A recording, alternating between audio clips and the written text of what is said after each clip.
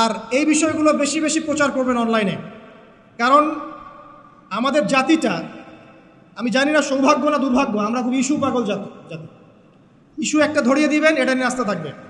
আমরা কেন জানি সাইকোলজিক্যালি এমন হয়ে গেছে যে ইস্যু একটা ধরিয়ে দিলেই 5 দিন 7 দিন 10 দিন কথা বলতে থাকি, আবার ইস্যুও শেষ, কথা বলাও শেষ, মানুষ ভুলে যায়। একটা অকেশন হচ্ছে আমলের উৎসব, সেটা হলো এই জিলহজ মাসের প্রথম 10 দিন। এই জিলহজ মাসের প্রথম 10 দিন সম্পর্কে আল্লাহ পাক সূরা ফজরের মধ্যে শপথ করেছেন, ওয়াল ফাজরি, ফজরের কসম, ওয়াল লায়ালিন আশর, এবং এই 10 রাতের কসম। এই 10 রাত বলতে এখানে জিলহজ মাসের এই 10 দিন এবং 10 রাতকে বোঝানো হয়। এর ফজিলত সম্পর্কে নবী সাল্লাল্লাহু আলাইহি ওয়াসাল্লাম একটা হাদিসে বলছেন, সহিহ বুখারীর হাদিস, আনাস রাদিয়াল্লাহু আনহু ইবনে আব্বাস রাদিয়াল্লাহু আনহুমা থেকে বর্ণিত, নবী করিম সাল্লাল্লাহু আলাইহি ওয়াসাল্লাম বলেছেন যে মা মিন আইয়ামিন আমালু সালিহু ফীহিন্না আহাব্বু ইলাল্লাহ মিন হাযিহিল আইয়ামিল আশর। আল্লাহ পাকের কাছে এই 10 দিন অর্থাৎ জিলহজ মাসের প্রথম 10 দিনের নেক আমল যত বেশি প্রিয়, আল্লাহর কাছে জিলহজ মাসের প্রথম 10 দিনের নেক আমল যত বেশি প্রিয়, অন্য কোনো আমল এত বেশি প্রিয় না। অন্য কোনো আমল, এটা বুঝতে গিয়ে সাহাবায়ে কেরাম প্রশ্ন করছেন, ক্বালু, তারা বলছেন, ইয়া রাসূলুল্লাহ, হে আল্লাহর রাসূল, বলুন সাল্লাল্লাহু আলাইহি ওয়াসাল্লাম, ওয়ালাল জিহাদু ফি সাবিলিল্লাহ, আল্লাহর পথের জিহাদও কি নয়? আমরা তো জানি ইসলামের সর্বোচ্চ চূড়া হচ্ছে আল্লাহর পথের জিহাদ। তো নবী সাল্লাল্লাহু আলাইহি ওয়াসাল্লাম বলছেন, ওয়ালাল জিহাদু ফি সাবিলিল্লাহ, আল্লাহর পথের জিহাদও নয়, আল্লাহর পথের জিহাদও নয়, ইল্লা, তবে ওই ব্যক্তির কথা ভিন্ন, রাজুলুন খরাজা বিনাফসিহি ওয়া মালিহি ফালাম ইয়ারজি মিন যালিকা বিশাই, কোন একজন ব্যক্তি যে তার জান এবং তার মাল নিয়ে আল্লাহর পথে বেরিয়ে গেছে, তারপরে কোনো কিছু নিয়েই সে ফিরে আসতে পারে নাই, মানে সে শহীদ হয়ে গেছে, এই ব্যক্তির কথা ভিন্ন। কিন্তু অন্য যে কোনো দিনের আমলের চাইতে এই 10 দিনের নেক আমল আল্লাহর কাছে সবচেয়ে বেশি প্রিয়। তাহলে আমরা বুঝতে পারলাম, এই যে আল্লাহ পাক নিয়ামতের সাথে আমাদেরকে বাঁচিয়ে রেখেছেন, এই 10 দিন আমল করার সুযোগ দিয়েছেন, এই কৃতজ্ঞতা স্বীকার করে আমরা কিন্তু শেষ করতে পারবো না। পারবো না। প্রশ্ন হচ্ছে যে এই 10টা দিন আমরা কিভাবে কাজে লাগাতে পারি। আমি সেদিকেই যাবো ইনশাল্লাহ। তার আগে এই দিনগুলো সম্পর্কে আর কয়েকটা ফজিলতের হাদিস শুনিয়ে দিচ্ছি। তিরমিজি, ইবনে মাজাহ, মিশকাতের 128 পৃষ্ঠা একটা হাদিস এসেছে, আবু হুরায়রা রাদিয়াল্লাহু আনহু থেকে বর্ণিত, নবী করিম সাল্লাল্লাহু আলাইহি ওয়াসাল্লাম বলেছেন যে দিনসমূহের মধ্যে এমন কোনো দিন নাই, আল্লাহর দিনগুলোর মধ্যে এমন কোনো দিন নাই যেদিন ইবাদত করা আল্লাহর কাছে জিলহজের 10 দিনের ইবাদতের চেয়ে বেশি প্রিয়। কথা বুঝতে পারছেন? এরপরে নবী সাল্লাল্লাহু আলাইহি ওয়াসাল্লাম বলছেন, ইয়াদুলু সিয়ামু কুল্লি সিয়ামিন মিনহা বিসিয়ামি সানাতিন, এই 10 দিনের একটা সিয়াম বা একটা রোজা 1 বছর রোজা রাখার সমান। এই 10 দিনের একটা রোজা 1 বছর রোজা রাখার সমান। ওয়া কিয়ামু কুল্লি লাইলাতিন ফিহা বিকিয়ামি লাইলাতুল কদর, এবং এই 10 রাতের এক রাতের কিয়াম লাইলাতুল কদরের কিয়ামের সমান। আর আমরা জানি লাইলাতুল কদর সম্পর্কে আল্লাহ পাক কি বলেছেন, লাইলাতুল কদরি খায়রুম মিন আলফি শাহর, 1000 মাসের ইবাদত হচ্ছে উত্তম। তাহলে আমরা বুঝতে পারছি যে এই 10 দিন 10 রাত কি আমল করতে হবে, এই হাদিসটা বলে দিচ্ছে, সিয়াম এবং কিয়াম। 10টা সিয়াম না পড়েন, অ্যাটলিস্ট 3টা সিয়াম পারা যাবে ইনশাআল্লাহ। পারা যাবে না? একটা সোমবার পাবো সামনে আমরা, ওটা রাখা যাবে ইনশাআল্লাহ। একটা বৃহস্পতিবার পাবেন, সেটাও রাখা যাবে ইনশাআল্লাহ।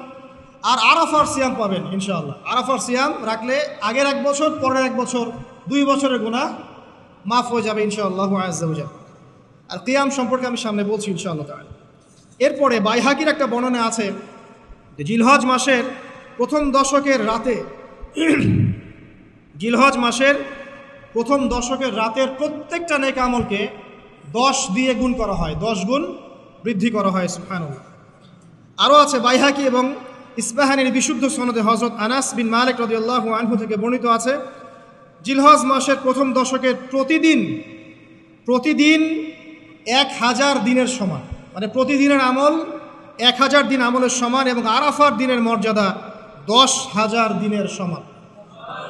আরাফার দিন যে ব্যক্তি ইবাদত করবে ইনশাআল্লাহ তাআলা, সে 10,000 দিন ইবাদতের নেকি পাবে ইনশাআল্লাহু আযজা ওয়া জাল্লা। তো প্রথম কি করতে হবে সেটা এই হাদিস থেকে বোঝা যাচ্ছে। হাদিসটা কি? উম্মে সালামা রাদিয়াল্লাহু আনহা থেকে বর্ণিত, নবী সাল্লাল্লাহু আলাইহি ওয়াসাল্লাম বলছেন যে জিলহজ মাসের চাঁদ যে ব্যক্তি দেখবে সে যেন তার নখ এবং তার চুল এগুলো যেন আর না কাটে। চাঁদ দেখে ফেলেছেন, কুরবানি করা পর্যন্ত এখন চুল আর নখ যেন সে না কাটে। যদি না কাটেন তাহলে কি হবে? আপনি একটা পূর্ণাঙ্গ কুরবানির নেকি পাবেন ইনশাআল্লাহ। আর একটা কুরবানির নেকি কি জানেন? কুরবানির পশুর গায়ে যতগুলো লোমকূপ আছে ততগুলো নেকি আপনার আমল নামায় যুক্ত হবে ইনশাআল্লাহু আজ্জা ওয়া জাল। এগুলো হাদিস। এখন আমরা প্র্যাকটিক্যাল কিছু কথায় আসি যে কিভাবে আমরা এই 10টা দিনকে কাজে লাগাতে পারি। আমি সবার আগে দোয়া করছি আল্লাহ পাক যেন আমাকে সবার আগে এর উপর আমল করার তৌফিক দান করেন, আমার পরিবারকে তৌফিক দান করেন এবং অতঃপর আপনাদের সবাইকে যেন আল্লাহ পাক এই তৌফিক দান করেন, আমিন। 1 নাম্বার, যদিও কাজটা খুব ডিফিকাল্ট এবং এই যুগে এই জেনারেশনের জন্য কাজটা অনেক বেশি ডিফিকাল্ট, অলমোস্ট ইম্পসিবলের মতো, সেটা হচ্ছে এশার নামাজের পরপর ঘুমিয়ে যাওয়া। তাই না ভাই? এই কাজটা এখন কোয়াইট ইম্পসিবল, এশার নামাজের পরপর ঘুমিয়ে যাওয়া। কিন্তু চেষ্টা করতে হবে, আল্লাহ তৌফিক দান করুক, 10টা 11টার মধ্যেই যেন আমরা ঘুমিয়ে পড়তে পারি। আল্লাহ তৌফিক দান করুক। সবার আগে যেন আমাকে তৌফিক দান। কোনো কোনো রাত এমনও কেটে যায় ফজরের নামাজ পড়তে হবে জন্য সারা রাত জেগে থাকতে হচ্ছে। আর আমাদের সময়ে বারাকা কমে গেছে, জানেন? আমাদের সময়ের মধ্যে বারাকা কমে গেছে, এটাও কিয়ামতের সাইন। নবী সাল্লাল্লাহু আলাইহি ওয়াসাল্লাম বলেছিলেন কিয়ামতের আগে আগে একটা বছর একটা মাসের মতো চলে যাবে, একটা মাস একটা সপ্তাহের মতো যাবে, একটা সপ্তাহ একটা দিনের মতো চলে যাবে, একটা দিন একটা ঘন্টার মতো চলে যাবে। তাই হচ্ছে না এখন? এই 7 দিন আগে আমরা জুমা পড়লাম, দেখেন 7 দিন। এই যে গত কয়দিন আগেই আপনি কুরবানির পশু জবাই করলেন, আবার কুরবানির ঈদ আপনার সামনে।